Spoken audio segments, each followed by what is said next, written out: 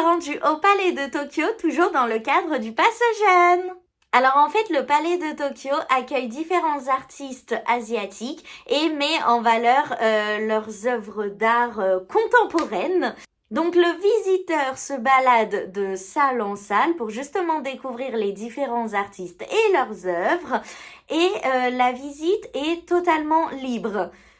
Encore une fois.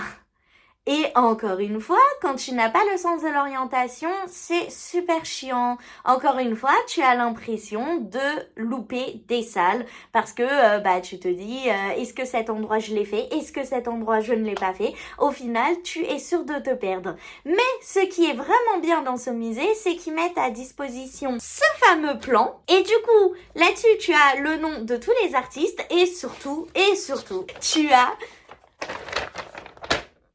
le plan du musée. Et ça te sauve la vie. C'est vraiment génial. Et tu en as, mais vraiment partout.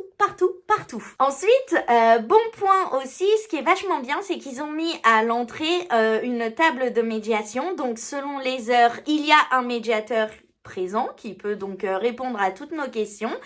Et quand il n'est pas là, c'est pas grave parce qu'il y a aussi plein de fiches qui sont justement aussi mis à disposition que le public peut prendre avec justement toutes les informations à retenir sur l'artiste. Donc ça c'est vraiment bien.